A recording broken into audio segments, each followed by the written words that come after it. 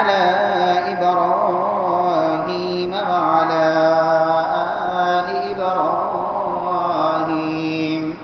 إنك حميد مجيد. اللهم بارك على محمد وعلى آل محمد كما باركت على إبراهيم وعلى آل إبراهيم إنك حميد مجيد. اللهم انفعنا بما علمتنا وعلمنا ما ينفعنا وزدنا علما. رب اشرح لي صدري ويسر لي أمري واحلل عقدة من لساني يفقهوا قولي. أعوذ بالله السميع العليم من الشيطان الرجيم من همزه ونفخه ونفسه.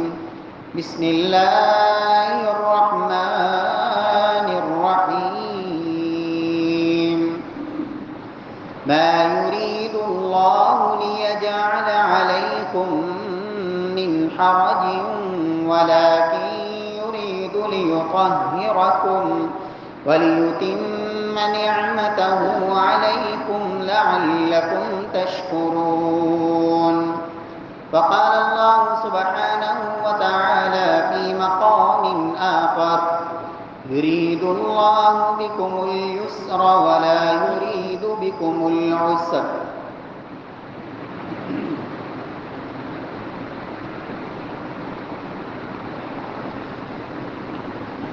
معزز سامعین کرام،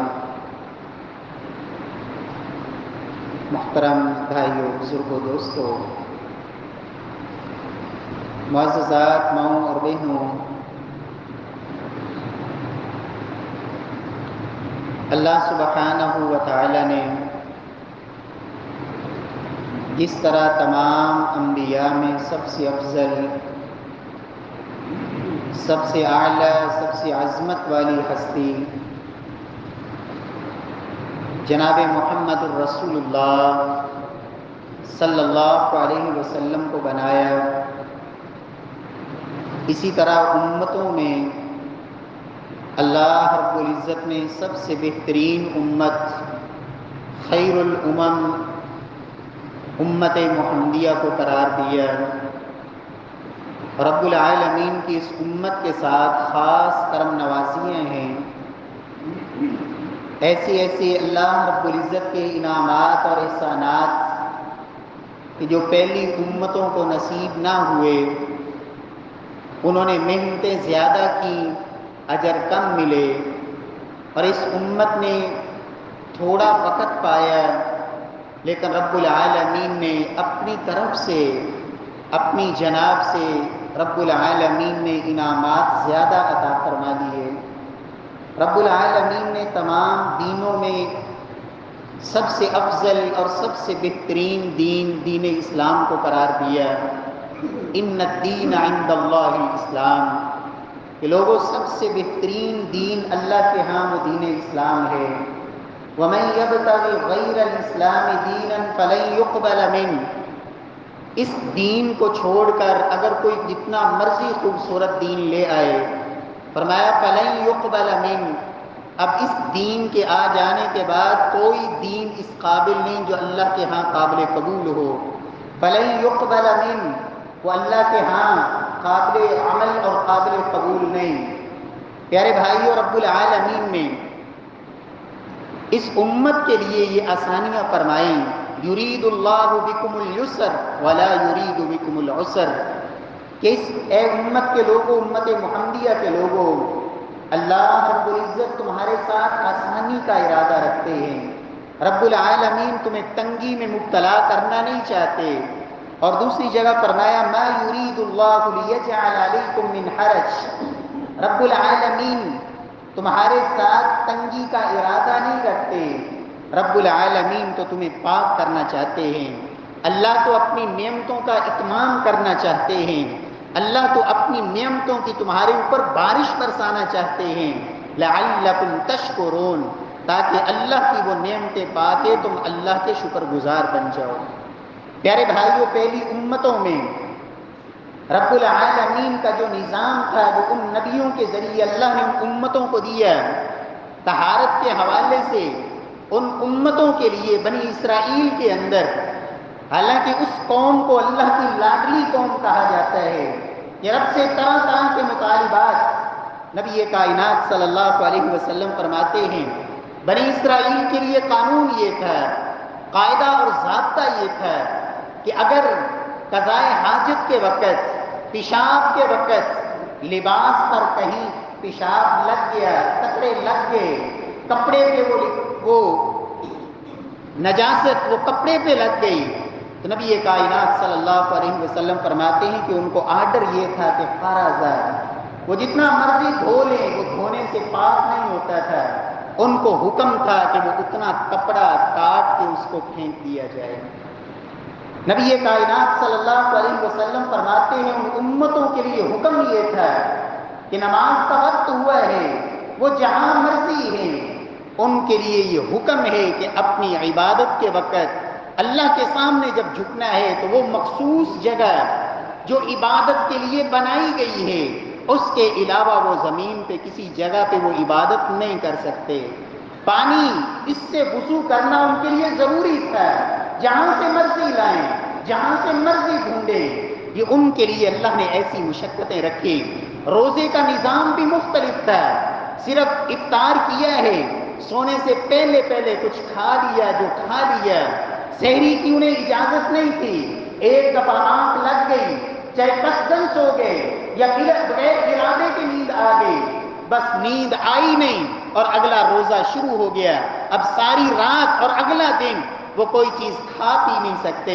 صدقے کا نظام بھی مختلف تھا، رب العالمین نے اس امت کے لیے کتنی آسانی کی، ان کے ہاں صدقے کا سسٹم یہ تھا کہ جتنا بھی صدقے کا مال ہے اسے اکٹھا کر کے رکھ دیا جائے، کوئی انسان دوسرے انسان پہ خرچ نہیں کر سکتا، کسی ضرورت مند کی ضرورت کو صدقے سے پورا نہیں کیا جا سکتا، بلکہ آرڈر یہ ہے کہ صدقے کا سارا مال ایک جگہ جمع کر دیا جائے، آسمان سے آگ آتی اور اسے ختم کر دیا جاتا ہے، رسم کر دیا جاتا ہے، یہ ان کا صدقہ ہوتا ہے۔ دشمن کے ساتھ حتیٰ کہ لڑائی ہوئی، میدان جنگ کے اندر تلواریں چلی، جانیں بھی گئیں، لیکن جو مال غنیمت اللہ نے فتح دے دی، مسلمان فاتح ہوئے، لیکن آرڈر نہیں تھا کہ دشمن کا وہ مال جو جنگ کے اندر ان کے ہاتھ لگا ہے وہ بھی کسی کے لیے جائز نہیں تھا۔ حکم یہی تھا کہ وہ سارا مال غنیمت ایک جگہ پہ اکٹھا کر دیا جائے، پھر آسمان سے آگ آتی اور اس مال غنیمت کو بھی ختم کر دیا جاتا ہے، ان کے لیے اس دشمن کے مال سے لینا بھی جائز نہیں تھا۔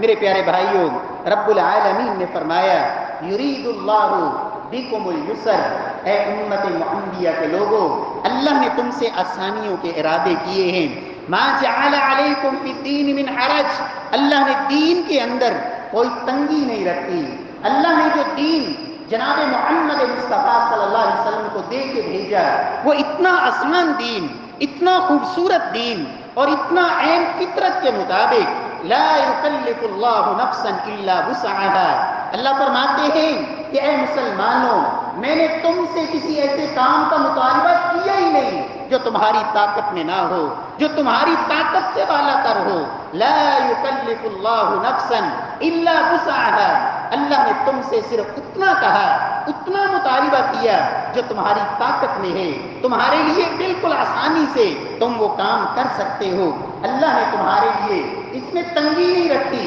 ہاں ایک الگ بات ہے، ایک وہ انسان جو فطرت سلیمہ سے ہٹ گیا اور شیطانی فطرت کو اس نے اختیار کر لیا، خواہشات نفس کا پجاری بن گیا، ہاں اسے دین کے اندر دین کے آسان سے احکامات اور وہ عبادات، وہ بھی اس کے لیے پہاڑ بن جائیں، وہ بھی اس کے لیے مشقت کا باعث بن جائیں، تو وہ ایک الگ بات ہے، وہ اس کی فطرت کا بگاڑ تو ہو سکتا ہے، لیکن رب کے دین کے اندر کوئی تنگی اللہ نے نہیں رکھی۔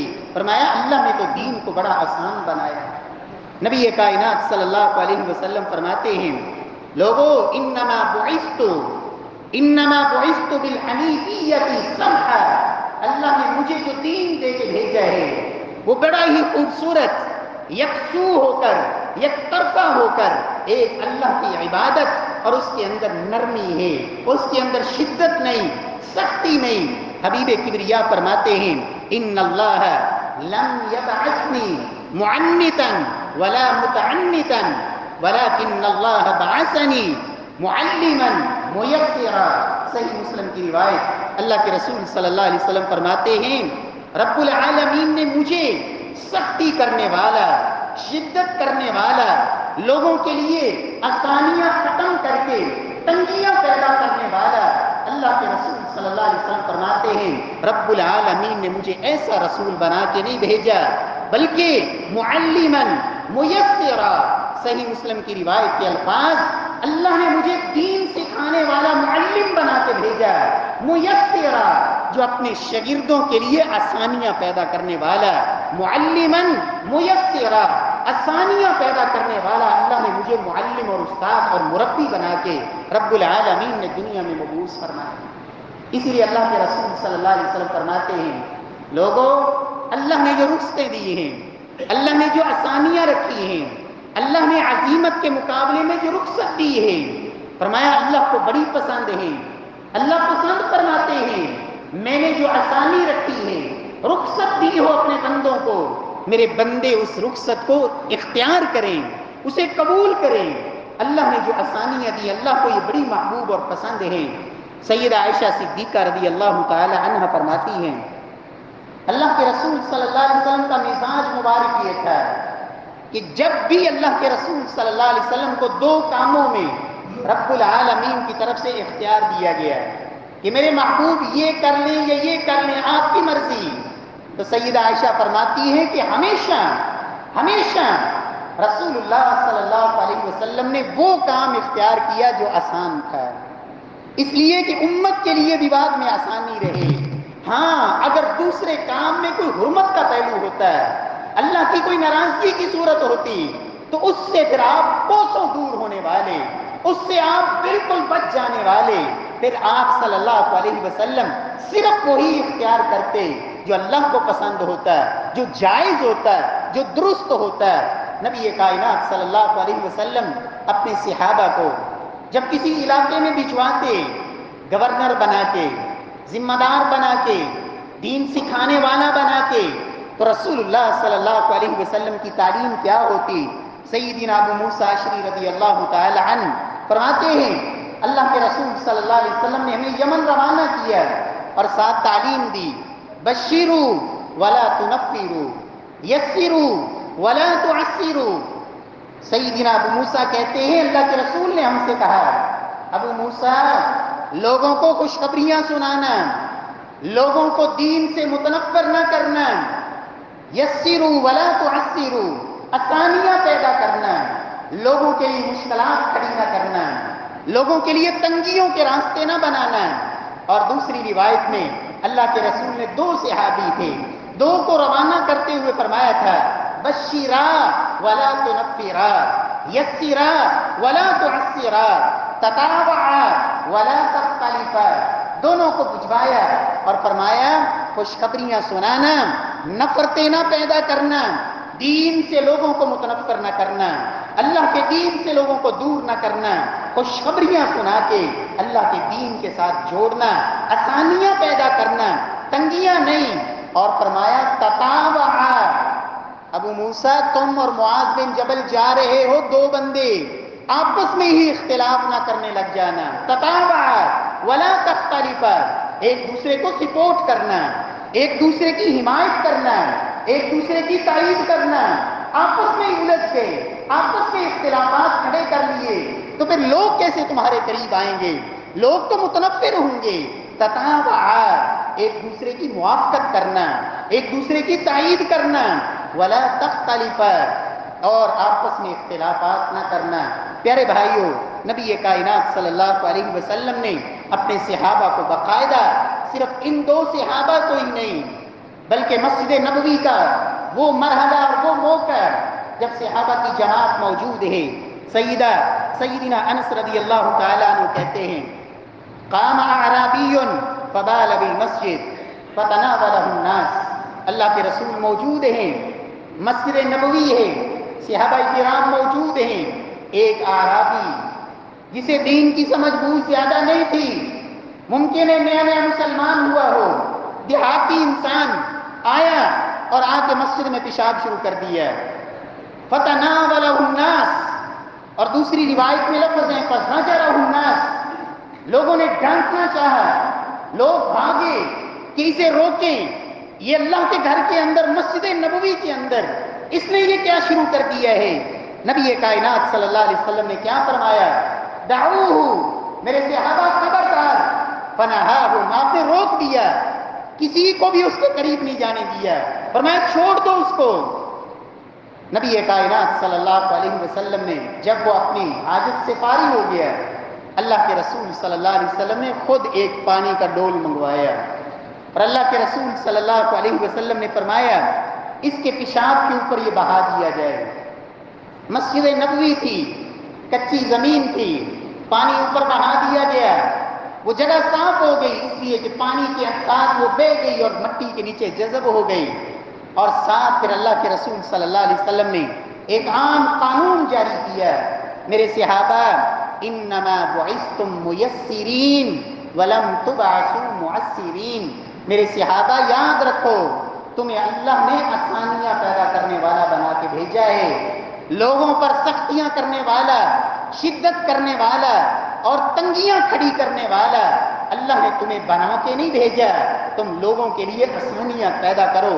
اس لیے کہ اس حالت میں اگر اسے روکا جاتا ہے، ممکن ہے اسے تکلیف ہوتی، ممکن ہے وہ نہ روک پاتا ہے، ممکن ہے بیماری میں مبتلا ہوتا ہے، ممکن ہے کہ وہ جب بھاگتا ہے وہ اس سے بھی زیادہ نجاست پھیلاتا ہے۔ حکمت تھی، نبی کائنات صلی اللہ علیہ وسلم نے صحابہ کو یہ سبق سکھایا، میرے صحابہ سختی نہیں، شدت نہیں، نرمی اختیار کرو۔ اور اللہ کے رسول صلی اللہ علیہ وسلم نے سیدہ عائشہ سے بھی فرمایا تھا کہ عائشہ جہاں بھی نرمی آتی ہے وہ چیز خوبصورت بن جاتی ہے، اور جہاں شدت آ جائے، جہاں سختی آ جائے، جہاں کوئی پیچھے ہٹنے کے لیے تیار نہ ہو، جہاں ضد ہی ضد ہو، جہاں اڑی ہی اڑی ہو، فرمایا جس چیز میں یہ چیز آ جائے شان، وہ چیز تو بدصورت ہو جاتی ہے۔ نبی کائنات صلی اللہ علیہ وسلم نے اسی لیے فرمایا تھا علیکم بالرفق، اور اللہ رب العزت کے ناموں میں سے خوبصورت نام ان اللہ رفیق یحب الرفق، رب العالمین نرمی کرنے والے ہیں، رفیق ہیں، اور اللہ اس نرمی کو بڑا پسند فرماتے ہیں۔ پیارے بھائیوں، رب العالمین ہمیں دین اسلام کو سمجھنے کی اور اس کی وسعتوں کو، اس کی گہرائیوں کو اللہ سمجھ کر اس دین حنیف پر جو اللہ نے اتنا آسان بنایا ہے، جو فطرت کے مطابق ہے، جس میں شدت نہیں، جس میں سختی نہیں، اللہ نے آسان بنایا، انسان کا مزاج کے مطابق بنایا، اللہ نے اس کے لیے پوری آسانیاں پیدا کر دی۔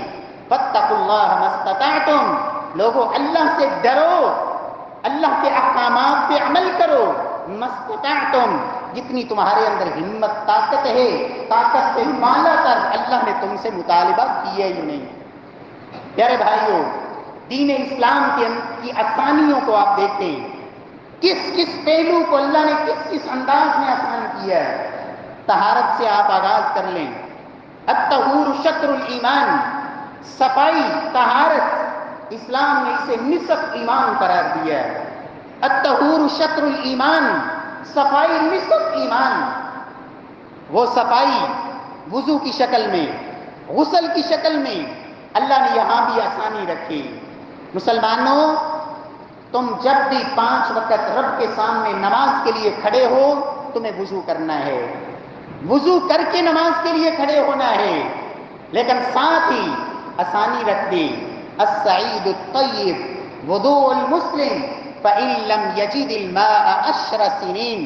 محبوب کبریا فرماتے ہیں یہ پاک مٹی اللہ نے اسے بندہ مومن کے لیے اللہ نے وضو کا قائم مقام کر دیا. تیمم کی صورت میں 10 سال تک بھی اسے وضو کے لیے پانی نہ ملے تو اس مٹی سے تیمم کرتا رہے اور نمازیں پڑھتا رہے، قبول اس پروردگار نے فرمایا. اللہ نے آسانی رکھ دی. غسل فرض ہو گیا، پانی میسر نہیں، پانی نہیں یا استعمال پہ قادر نہیں، بیمار ہے، استعمال کرے تو بیمار ہو جائے، بیماری بڑھ جائے، اسلام نے آسانی رکھ دی. غسل کا متبادل بھی یہ تیمم کی صورت میں اللہ کی طرف سے آسانی. رخصت نبی کائنات صلی اللہ علیہ وسلم کی تعلیمات. پیارے پیغمبر صلی اللہ علیہ وسلم فرماتے ہیں بچہ ہے، آخر ماں ہے، اس نے 24 گھنٹے اس بچے کی دیکھ بھال کرنی ہے، پرورش کرنی ہے. دودھ پیتا بچہ ہے، اس کو اٹھانا ہے، اس کو اپنے پاس بچھانا ہے، گود میں اٹھانا ہے، پاس لٹانا ہے. ممکن ہی نہیں تھا کہ ماں اس بچے کے پیشاب سے بچ سکے. اللہ نے آسانی پیدا فرما دی. یغسل من بول الجاریہ ویرش من بول الغلام. بچہ ہے، دودھ پیتا بچہ، فرمایا جب پیشاب کر دے کپڑوں کے اوپر تو ماں، سردی کا موسم ہے، بار بار کپڑوں کو دھونا، کپڑوں کو بدلنا، ممکن ہے خشکی نہ ہو، ممکن ہے اتنا لباس ہی نہ ہو، لیکن نماز تو ادا کرنی ہے. کہا بس پانی لو، اس کے اوپر چھینٹے مار لو، یہ چھینٹے مار لینا ہی تمہارے لیے کافی ہے، دھونے کی ضرورت ہی نہیں. اور اگر بچی ہے تو فرمایا اتنا حصہ جہاں جہاں وہ پیشاب لگا ہے بس اس کے اوپر پانی بہا دو، اسے دھو دو، یہی کفایت کر جائے گا. اللہ نے آسانی رکھی. عورت ہے، غسل جنابت، بال زیادہ ہیں، بار بار غسل کرے گی، بیماری بڑھ سکتی ہے، اور یہ بالوں کا خشک ہونا اور ان کو دوبارہ کھولنا، دوبارہ مینڈیاں کرنا مشقت تھی. اللہ نے آسانی کر دی. کہا عورت سر کے اندر صرف 3 چلو پانی ڈال لے اور باقی جسم کے اوپر پانی بہا لے، عورت کے لیے یہی غسل ہے. ہاں مرد اس کے لیے پورے جسم کو اور جسم کے ایک ایک بال کو اس صورت میں دھونا یہ اس کے لیے فرض ہے، اس لیے کہ مرد کے لیے مشقت نہیں، عورت کے لیے مشقت کا ایک پہلو تھا، اللہ نے اس کو آسانی میں بدل دی. یہ اللہ کی طرف سے آسانیاں. نبی کائنات صلی اللہ علیہ وسلم نے، حبیب کبریا نے اپنی امت کو تعلیم دی. وضو کے بعد آپ نماز پہ آئیے. جو دین اسلام کا کلمہ توحید کے بعد سب سے اہم رکن نماز کے لیے اللہ رب العزت کے محبوب نے فرمایا صلی قائما فإن لم تستطع فقاعدا فإن لم تستطع فعلى جنب. فرمایا نماز کے اندر قیام یہ رکن تھا. ایک انسان کھڑے ہونے کی ہمت طاقت رکھتا ہے، نہیں کھڑا ہوتا. اسلام نے کہا نماز ہی نہیں، اس لیے کہ نماز کا رکن چھوڑ دیا. لیکن اگر طاقت نہیں، یہ نہیں کہا جو مرضی ہو جائے کھڑے ہی ہونا ہی ہے، نہیں. صلی قائما فإن لم تستطع فقاعدا. ہاں نہیں طاقت، آرام سے بیٹھ کے نماز پڑھ لے. اور اگر بیٹھنے کی بھی طاقت نہیں، فعلی جنب. اللہ نے یہ نہیں کہا نہیں جو مرضی ہو جائے، نماز کے لیے تو بیٹھنا ہی بیٹھنا ہے. کہا نہیں، اگر نہیں بیٹھ سکتے نہ بیٹھو، فعلی جنب، لیٹے لیٹے ہی پڑھ لو، قبول اس پروردگار نے کرنا ہے. آسانی پیدا کر دی رب العالمین نے نماز کے لیے. اور پھر سفر ہے، سفر کے اندر ظاہر ہے کہ مشقتیں ہوتی ہیں، وہ گھر والی آسانیاں نہیں ہوتی، وہ سہولتیں نہیں ہوتی، اور سفر کے اندر خود الگ سے اضافی انسان کے لیے کچھ مصروفیات بھی ہوتی ہیں، کچھ مشکلات بھی ہوتی ہیں. اللہ نے آسانی پیدا فرما دی. کہا سنتیں نہیں پڑھنی، میں نے معاف کر دی، بغیر پڑھے ہی اجر دوں گا. سفر کے اندر اور فرض جو تھے اللہ نے وہ بھی آدھے کر دیے. کہا 4 کو 2 پڑھنا ہے. سنتیں اللہ نے معاف کر دی، سوائے فجر کی سنتوں کے نبی کائنات صلی اللہ علیہ وسلم نے سفر میں سنتیں نہیں پڑھی. پیارے پیغمبر صلی اللہ علیہ وسلم نے اور اللہ رب العزت کے محبوب نے باقاعدہ اعلان فرمایا کہ ایک شخص جو اپنے گھر کے اندر جو عمل کرتا ہے، مسافر بن جائے، سفر پہ چلا جائے اور سفر کی وجہ سے وہ عمل نہیں کر پایا، جتنی دیر تک گھر لوٹ نہیں آتا، اللہ رب العزت اسے وہی مکمل اجر و ثواب عطا فرماتے رہتے ہیں. بیمار ہو گیا، بیماری کی وجہ سے وہ عبادات، وہ نوافل، وہ محنتیں، وہ تہجدیں اور وہ نفل و نوافل، وہ محنتیں اب نہیں ہو رہی، بیماری آڑے آ گئی، رکاوٹ بن گئی۔ رب العالمین فرماتے ہیں میرے فرشتوں، یہ تندرستی کے عالم میں، صحت کے عالم میں جو عمل کرتا تھا اب بیماری آ گئی ہے، یہ نہیں کر پا رہا، جب تک اس بیماری سے صحت یاب نہ ہو جائے یا میں اپنے بندے کو اپنی ملاقات کے لیے بلا نہ لوں، میرے فرشتوں تم نے اس کے صحت والے، تندرستی والے وہ سارے اعمال اسی طرح اس کا اجر اس کے لیے لکھتے رہنا ہے جب تک میں اس کو بیماری سے شفا یاب نہ کر دوں۔ یہ اللہ کے لیے، اللہ کی طرف سے آسانیاں اس امت کے لیے۔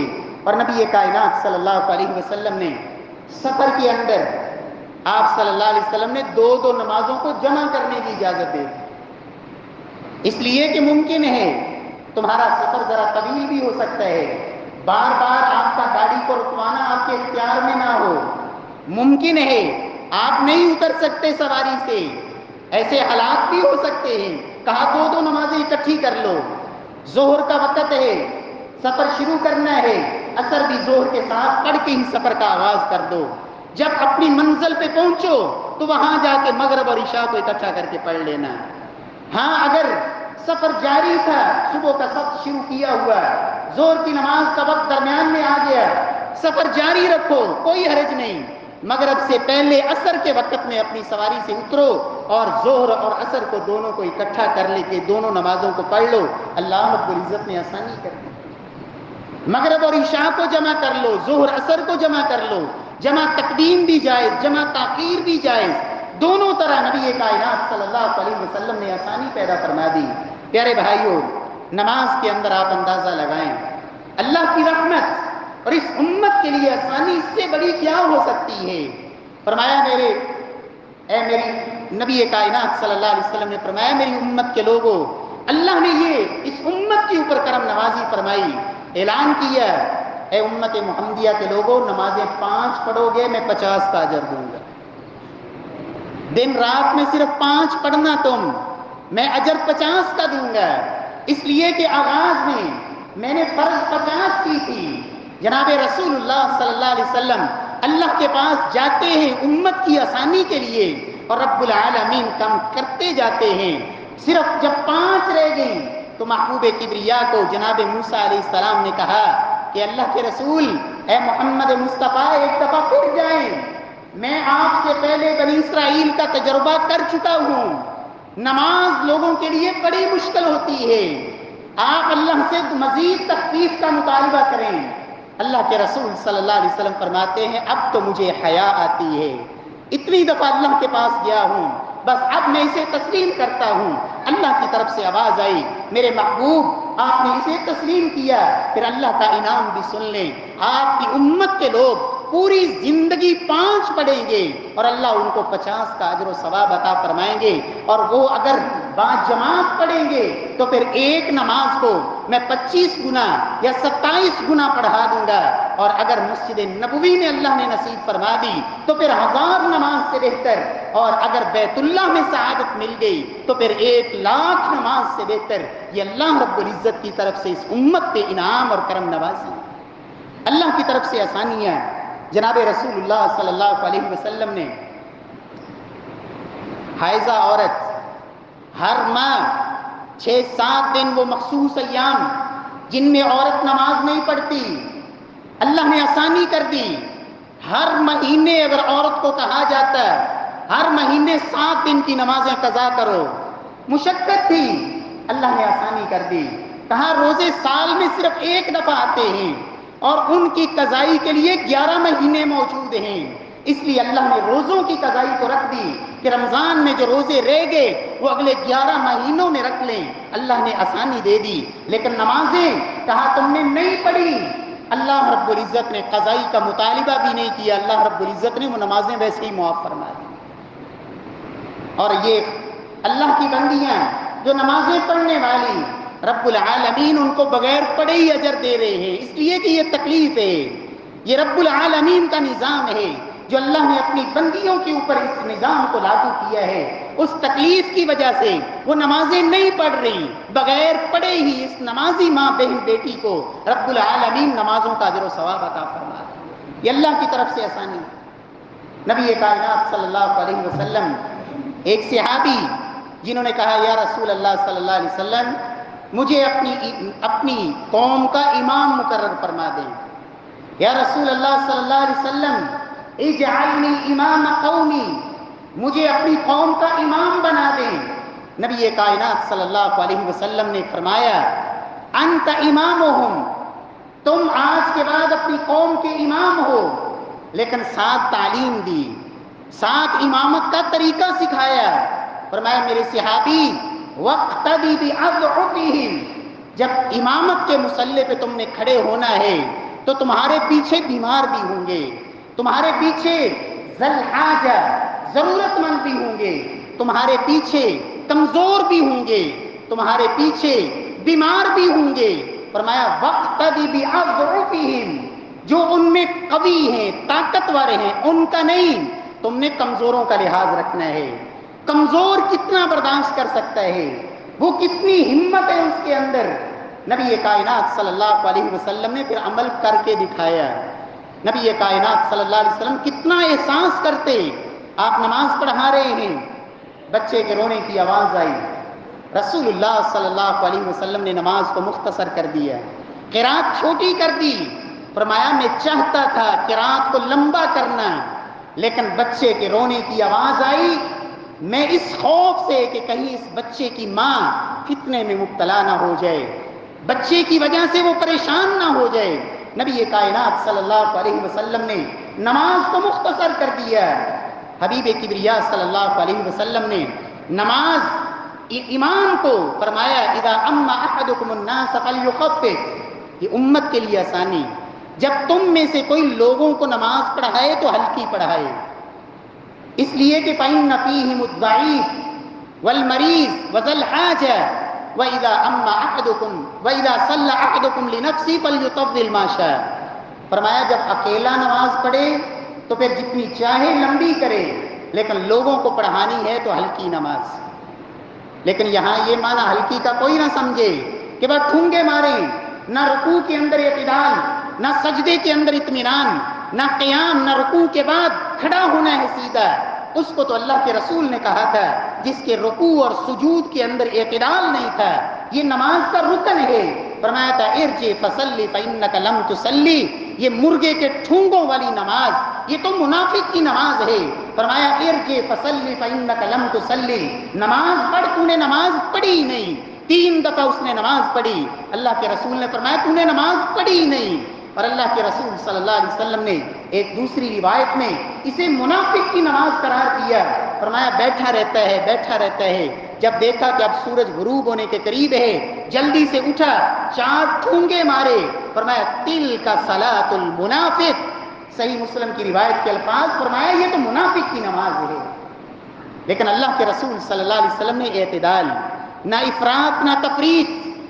نبی کائنات صلی اللہ علیہ وسلم کے صحابی سیدنا معاذ بن جبل رضی اللہ تعالی عنہ اللہ کے رسول کے پیچھے عشاء کی نماز پڑھتے ہیں، اور عشاء کی نماز پڑھ کے اپنی قوم میں جاتے، قبیلے میں جاتے، اور ان کو جا کے وہ عشاء کی نماز کی امامت کرواتے۔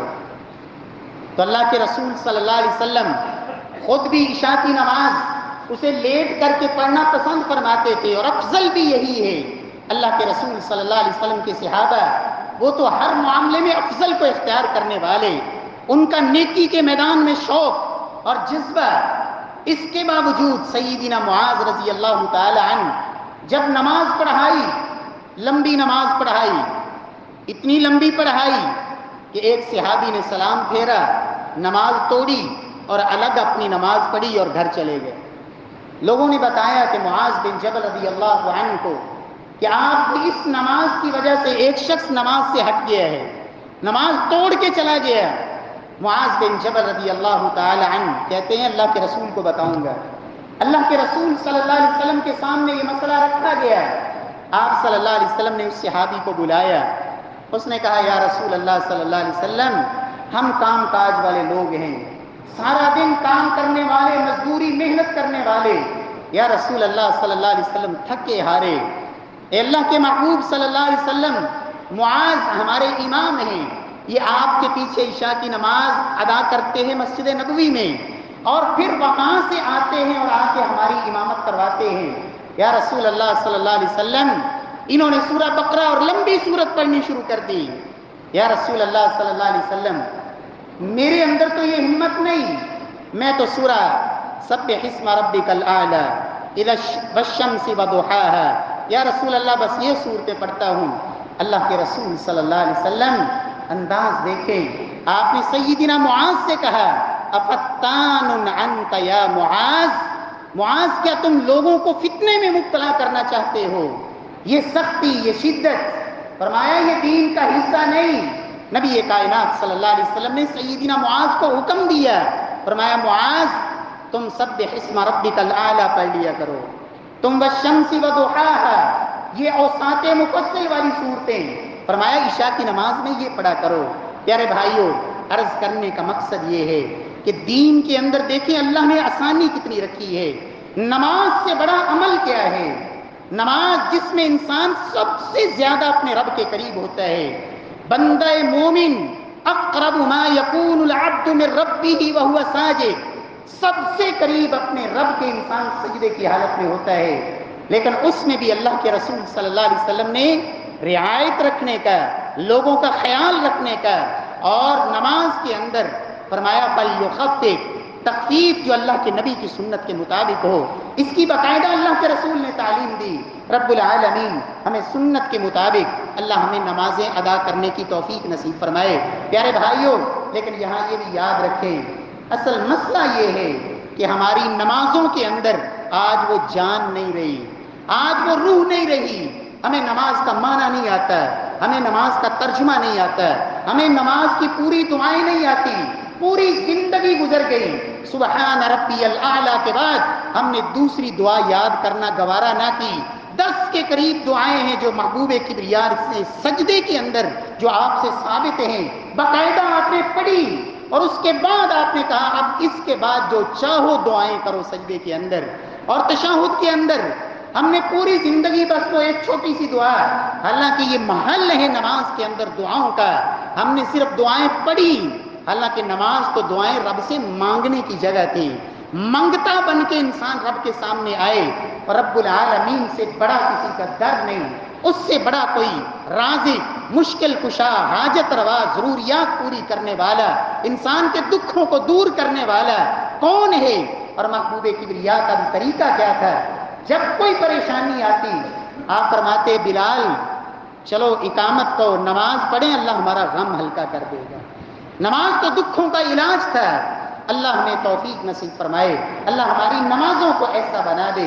پروردگار جناب رسول اللہ صلی اللہ علیہ وسلم نے، اللہ رب العزت نے جو دین دیا اس کے اندر جو آسانیوں کے پہلو بیان فرمائے۔ نماز کے بعد آپ زکوٰۃ پہ آ جائیں، اور مسلمانوں رب کعبہ کی قسم، ٹیکس یہ یہودیوں اور عیسائیوں سے لیے جاتے تھے۔ تاریخ اسلام اٹھا کے دیکھیں، مسلمانوں سے ٹیکس نہیں لیے جاتے، ٹیکس دینا یہ ذمیوں کا کام ہوتا ہے، مسلمان تو زکوٰۃ دیا کرتے ہیں۔ جب مسلمانوں نے زکوٰۃ کا نظام چھوڑا، رب نے یہ مسلط کیے ٹیکس۔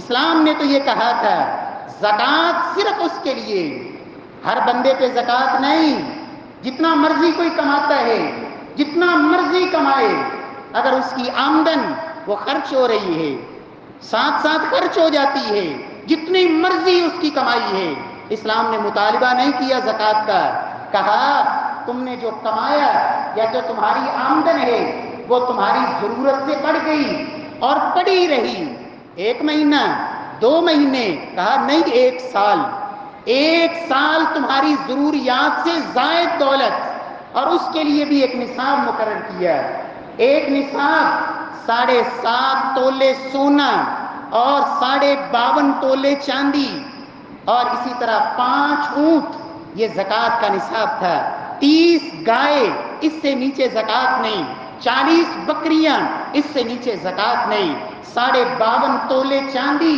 اس کی ملکیت اور اتنے پیسے پورا سال پڑے رہیں، اس پہ اللہ نے زکوٰۃ رکھی تھی، ہر ایک کے لیے نہیں۔ اور مسلمانوں نے جب یہ نظام قائم کیا تھا، عمر بن عبدالعزیز رحمہ اللہ کا دور، صرف 2 سال حکومت کی، زکوٰۃ کا نظام لاگو کیا، لوگ صدقہ لے کے گھومتے تھے، کوئی غریب اور فقیر ضرورت مند ملتا نہیں تھا جسے وہ اپنا صدقہ پیش کر سکے۔ آج المیہ یہی ہے کہ مسلمان زکوٰۃ سے بھاگے۔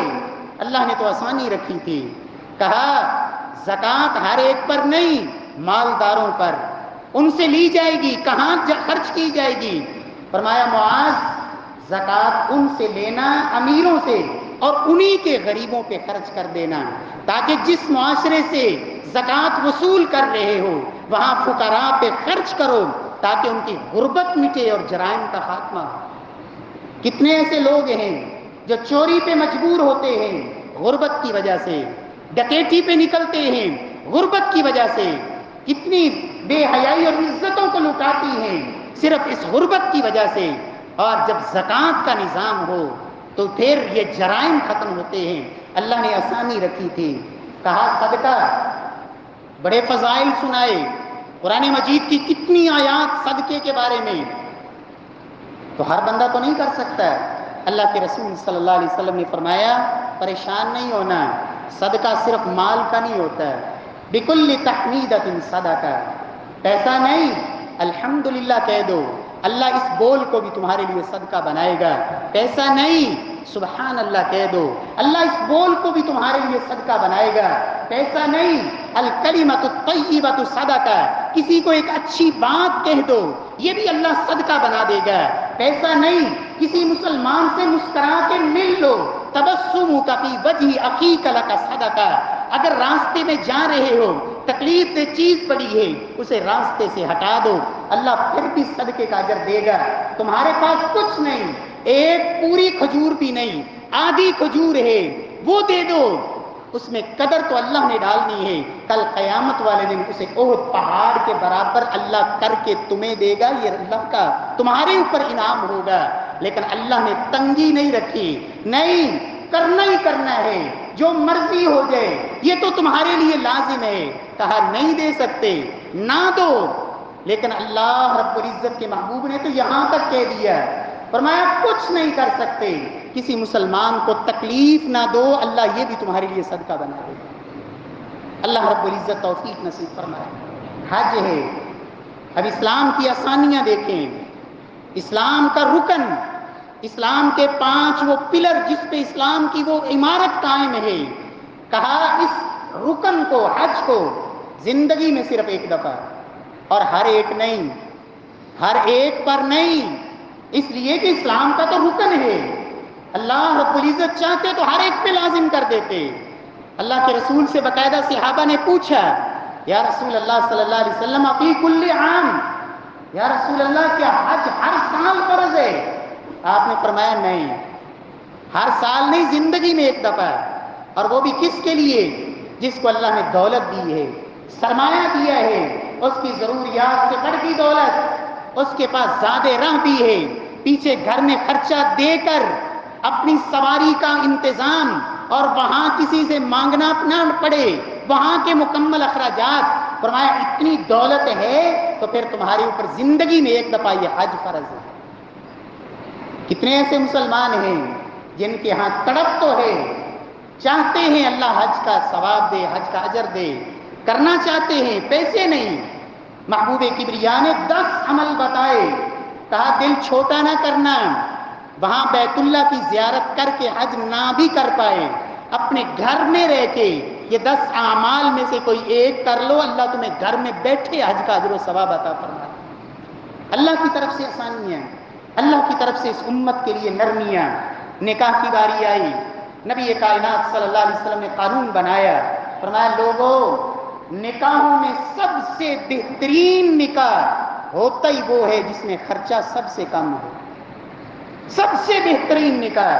اور اللہ کے رسول نے فرمایا عورت کی برکت، یمن المرأة، عورت کی برکت یہ ہے کہ اس سے منگنی کرنے میں پریشانی نہیں ہوئی، نکاح کرنے میں رکاوٹیں کھڑی نہیں ہوئی، حق مہر کی ادائیگی میں پریشانی نہیں ہوئی، اللہ نے اس سے آسانی سے اولاد دے دی۔ فرمایا یہ عورت کی برکتیں ہیں، اور اگر رکاوٹ پر رکاوٹ، منگنی پہ شرائط، مہندی کی شرائط، برات کی شرائط، جہیز کی شرائط، اور پتہ نہیں کیا کچھ، اور حق مہر کی باری آئی، کہا اتنا لکھ دو کہ ساری زندگی بھی یہ ادائی نہ کر سکے، مقروض ہی مرے، کہ بیوی کا قرض ساری زندگی دے ہی نہیں سکا۔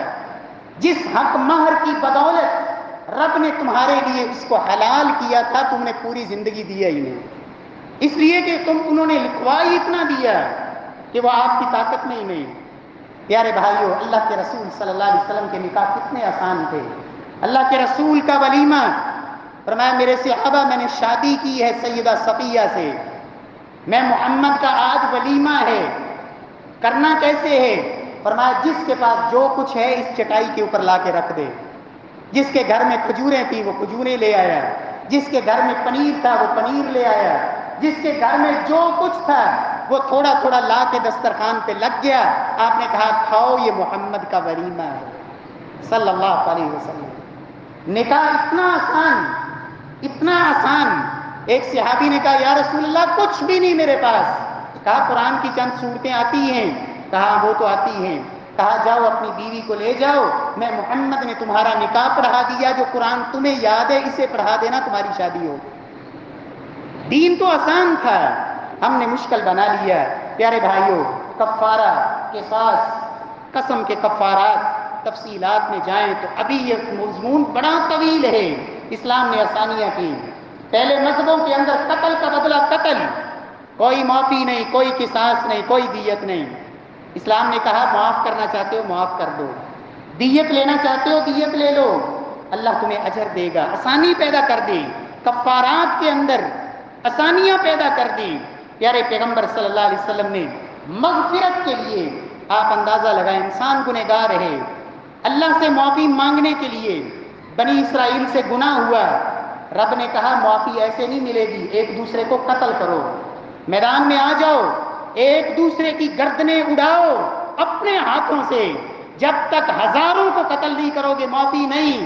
اس امت کے لیے اللہ نے کہا گناہ رات کو کیا ہے، صبح پروردگار خود آواز دیتے ہیں، ہے کوئی راتوں کو گناہ کرنے والا توبہ کر لے، میں صرف معاف نہیں کروں گا، گناہوں کو نیکی میں بدل دوں گا۔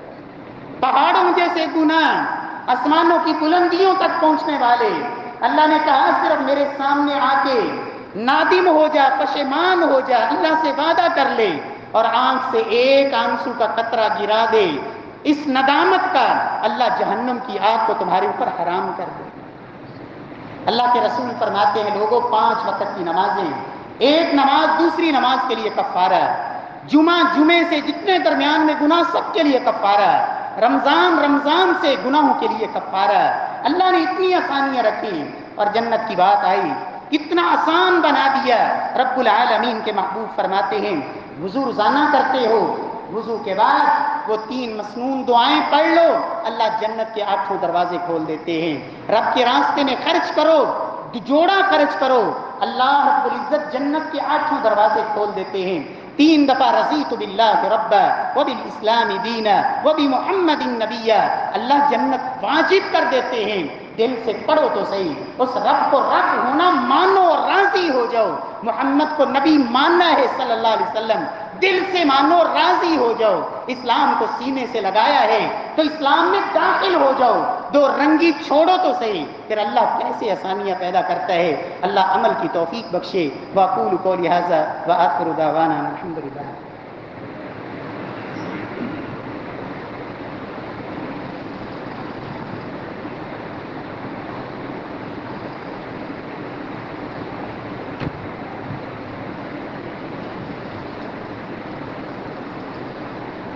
ان الحمد للہ نحمده ونستعینه ونستغفره ونعوذ